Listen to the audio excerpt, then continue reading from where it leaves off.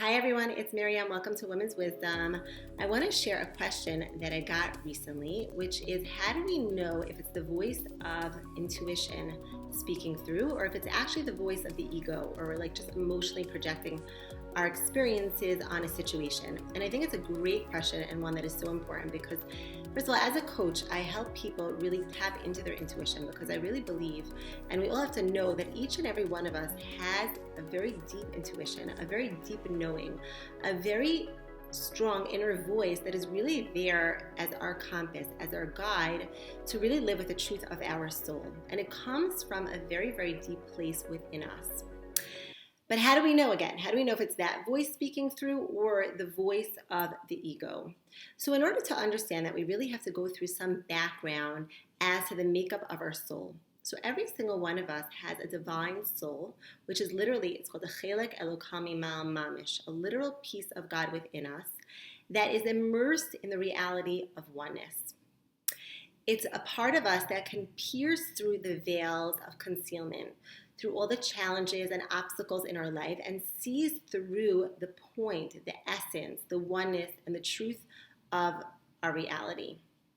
But at the same time, we have this other part of ourselves, our animal soul, which is just the ego, the very instinctive, natural part of who we are. And that is sourced in separateness consciousness. Now, as children, we learn about ourselves from others.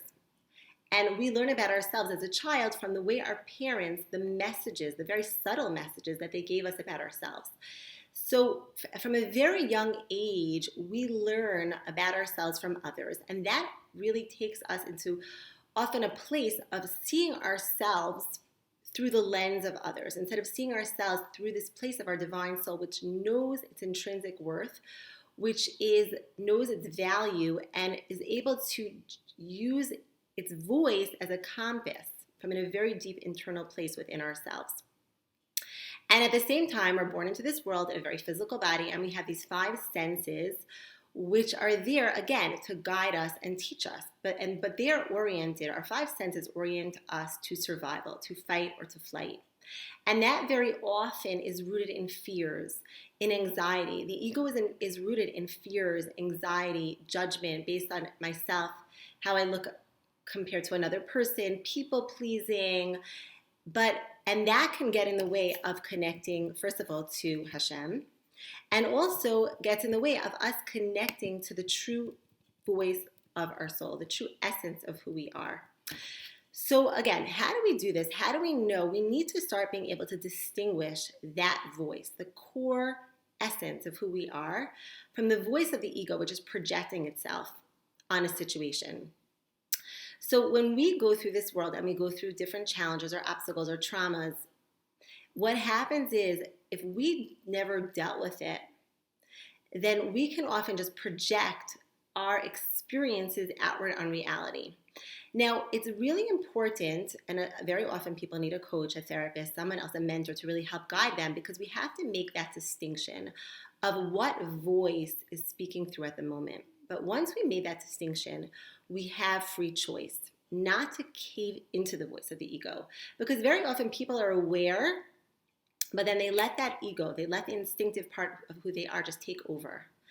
And it's important to just really be aware of the voice, not to be in resistance to it, not to judge it. And that's where intuition comes from, this deep place of our soul called the chachma, the part of our soul power, the sfirot, called chachma. Chachma literally means koach ma, the power of what?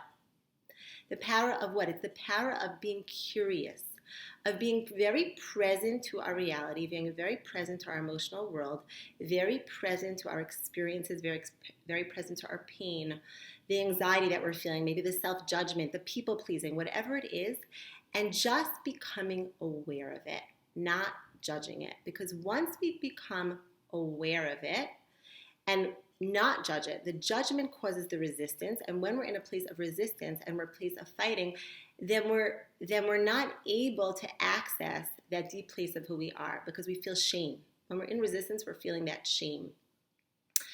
And that's where, but this place of Chachma is literally the window of our soul to the infinite light of Hashem, the Or Ein Sof, And so the more we really do that, of just being present with the inner voices within us, not judging it, not being resistant, just being aware of it, the more we can start filtering out the voice of the ego and really live from that place of our divine soul, of our essence, of the core, that place within us that is just one, in a place of oneness with Hashem and oneness with ourselves and our higher selves. Now, another way, really important point, and another distinction to really recognize where the voice is coming from is to realize that intuition is very quiet. And it's usually quick. It's usually the first kind of feeling that you have is really the voice of intuition. Because again, the divine soul within us is living from this place of oneness. So it's void of any attachments, any fears, of any anxieties. Its voice is very patient. It's very quiet. It's not urgent. You know, whenever we're saying, I have to do something, I must do something, that's the voice of the ego projected, because that's saying, I must do it because I'm judging myself based on another person. It has an external locus of evaluation, the animal soul within us. And therefore, it's a very fast voice. I must, I have to. But when we're really living from a place of intuition, a place of our divine soul, of our higher selves, it's very quiet, it's not urgent, and it's not fast. It is fast. It's usually the first instinct that comes up, but it's not tied into the fears and the anxieties. It's just very quiet and patient. Now, another way to distinguish is that the divine soul within us doesn't question its worth. It knows its intrinsic value. It sees the world again from this perspective of unity, from the perspective of oneness, where the other really is the same as the self. So whenever we start noticing that we are in what we think is our intuition is really based on how another person is going to perceive us, whether we're there to really please another person, make another person happy, and it's not coming from a place of an internal worth, internal value, then we know that is the voice of the ego. And that's why it's super important to really just get quiet and being present with the voice, and really utilizing our chachma, this power of what? Questioning ourselves of where it's coming from, because then we're going to really be able to siphon out whether that is a voice that is other, externally motivated, or it's coming from a place of a very internal place of knowing. Now, the ego also wants to avoid pain, so it lives from a place, it lives in a place of duality. It always is living from a place of what happened in the past, what's going to happen in the future. It's not in the present moment. The voice of the divine soul is in the present moment. The moment that we have right now is the moment of our true self. So whenever there's a voice that comes up within us, and it's really based on an experience, maybe a trauma, an experience of the past, if we really sit with it and we really get curious with the voice, or it's really based on fears of what's going to happen in the future, and is this going to work out, or then, and it's future oriented, not present oriented, we have to know again, that is more the voice of the ego and not the voice of intuition. Now, how do we really connect to this voice? So we have a gift that we're given a mitzvah, a commandment from God to pray. Prayer is a real gift for us. It's a time to connect. Tefillah is from the word connection. Because when we actually pray, what happens is we get quiet.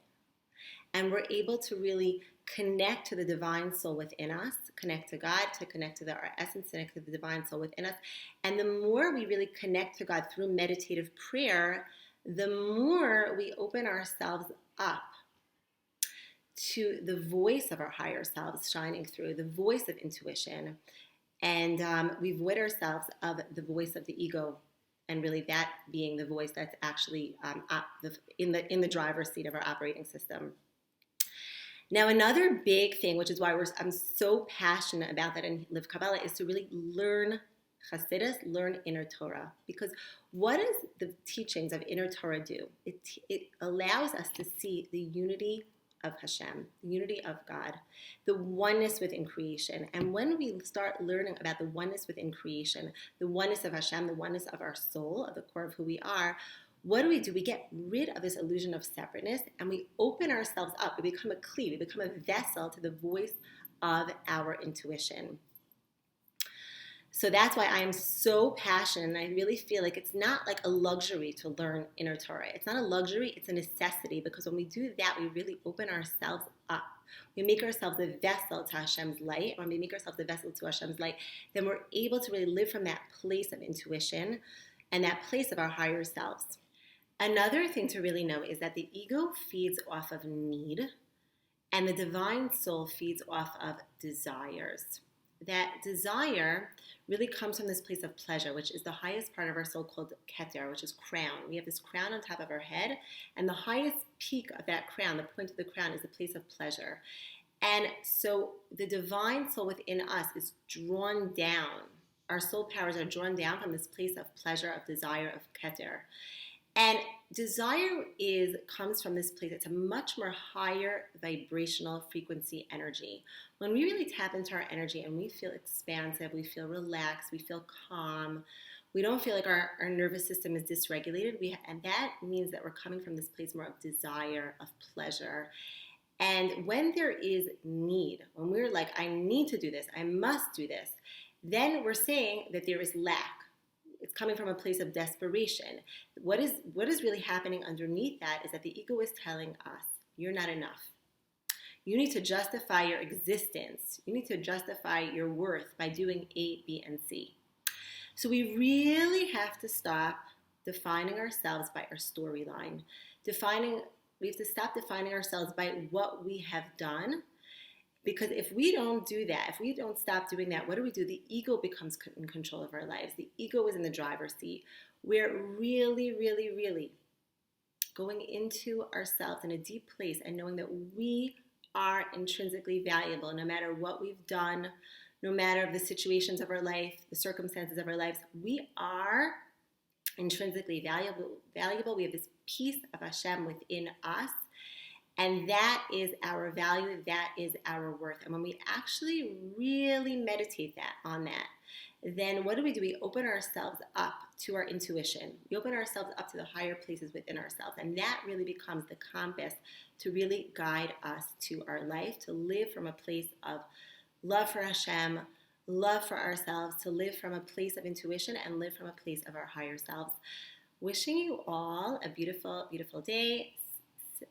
Please put in any comments, questions that you have below. I'd love to hear from you, and have a beautiful